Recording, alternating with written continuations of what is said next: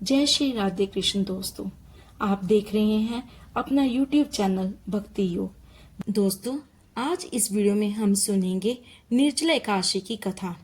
लेकिन उससे पहले अगर आपने मेरे इस चैनल को अभी तक सब्सक्राइब नहीं किया, प्लीज़ मेरे चैनल को सब्सक्राइब करें और कमेंट अवश्य करें। आप कमेंट में ये बताएं कि आपको मेरी ये वीडियो कैसी लगी और आप ये वीडियो कहाँ से देख रहे हैं। आपका हर कमेंट हमें और मोटिवेट करेगा। धन्यवाद। ज्येष्ठ मास की शुक्ल पक्ष की एकादशी को निर्जला एकादशी कहते हैं।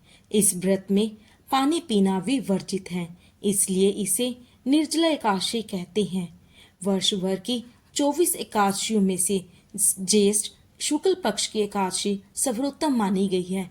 इसका व्रत रखने से सारी एकादशियों के व्रतों का फल मिल जाता है। ज्येष्ठ मास में दिन बहुत बड़े होते हैं और प्यास भी अधिक लगती है। ऐसी दशा में इतना कठिन व्रत रखना सचमुच बड़ी साधना का काम है। निर्जला एकादशी का व्रत सभी स्त्री और पुरुष सबको करना चाहिए।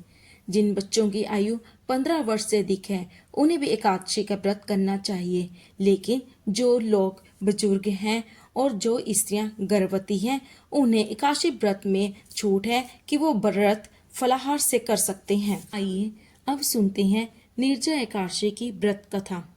अधिक मात्रा में सतत भोजन करते रहना भीमसेन की एक बहुत बड़ी कमी थी।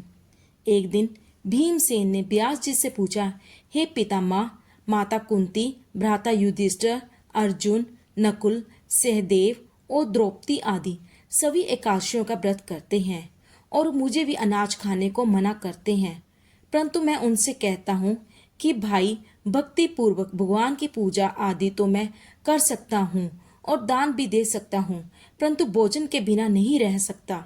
इसके उत्तर में व्यास जी ने कहा, हे पांडुपुत्र भीमसेन, यदि तुम नरक को बुरा और स्वर्ग को अच्छा समझते हो तो प्रत्येक मास की दोनों एकादशियों को अन्न मत खाया करो।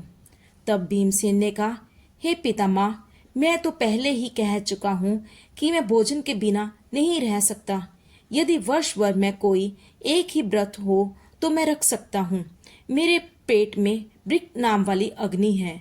मैं अन्न के भोजन बिना पूरा उपवास तो क्या, एक समय भी भोजन किए बिना नहीं रह सकता।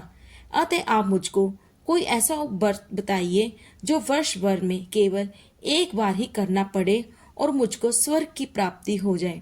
श्री व्यास जी ने कहा, हे पुत्र, बड़े बड़े ऋषियों ने अनेक शास्त्र बनाए हैं जिनमें वर्णित उपायों के द्वारा थोड़े से परिश्रम से ही स्वर्ग की प्राप्ति हो सकती है, परंतु उन शास्त्रों में भी दोनों पक्षों की एकादशियों के व्रतों का मुक्ति पाने के लिए श्रेष्ठ लिखा है।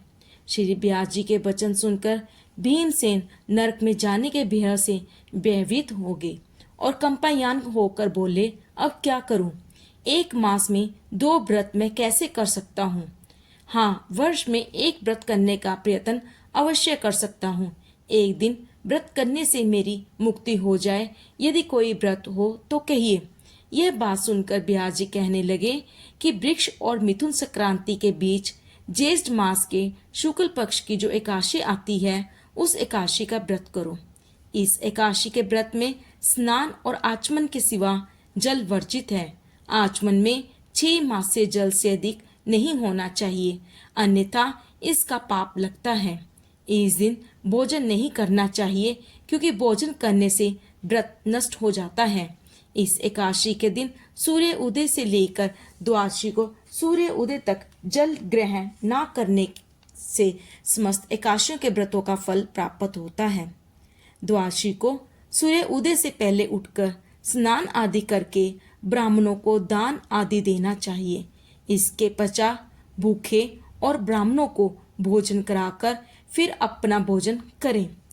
इसका फल 1 वर्ष की संपूर्ण एकादशियों के फल के बराबर है।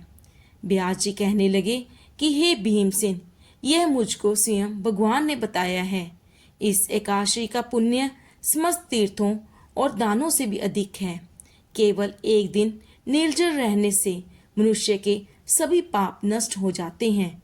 जो मनुष्य निर्जला एकादशी का व्रत करते हैं उनको मृत्यु के समय यमदूत आकर नहीं घेरते, वरन भगवान के पार्षद उसको विमान में बिठाकर स्वर्ग को ले जाते हैं। अतः संसार में सबसे श्रेष्ठ व्रत निर्जला एकादशी का व्रत है।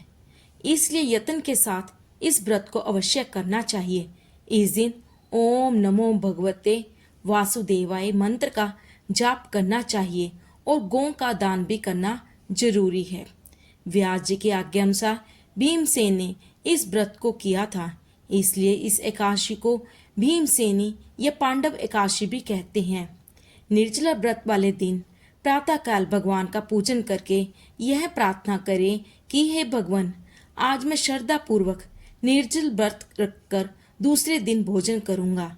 अतः आपकी कृपा से मेरे सब पाप नष्ट हो जाएं। इस दिन जल से भरा हुआ एक घड़ा वस्त्र से ढककर स्वर्ण सहित करना चाहिए। जो मनुष्य इस व्रत को करते हैं उनको करोड़ों पल सोने के दान का फल मिलता है, और जो इस दिन यज्ञ करते हैं उनको फल तो वर्णन ही नहीं किया जा सकता। जो मनुष्य इस दिन अन्न खाते हैं वे चंडाल के समान हैं, वे अंत में नरक में जाते हैं। जिन्होंने निर्जला एकादशी का व्रत किया है, अगर उनसे जाने अनजाने कोई पाप हो गए हैं तो भी वो इस व्रत के प्रभाव से स्वर्ग में जाते हैं। हे भीमसेन, जो स्त्री या पुरुष श्रद्धा पूर्वक इस व्रत को करते हैं उन्हें उस दिन व्रत के साथ साथ दान का भी अधिक महत्व है। उन्हें यथाशक्ति अनुसार दान देना चाहिए। प्रथम भगवान का पूजन करें, फिर ब्राह्मणों को दक्षिणा देनी चाहिए तथा जल से भरे कलश का दान अवश्य करना चाहिए। निर्जला एकादशी के दिन अन्न, वस्त्र, जूते, चप्पल आदि का दान भी करना चाहिए। इस दिन ठंडी चीजें, शरबत, जल आदि का दान भी करना चाहिए। जो मनुष्य भक्ति पूर्वक इस कथा को पढ़ते या सुनते हैं उनको निश्चय ही स्वर्ग की प्राप्ति होती है। बोलो श्री हरि विष्णु भगवान की जय, माता लक्ष्मी की जय। तो दोस्तों, ये थी निर्जला एकादशी की कथा। आपको ये कथा कैसी लगी कमेंट में अवश्य बताएं। धन्यवाद। आपका दिन मंगलमय हो।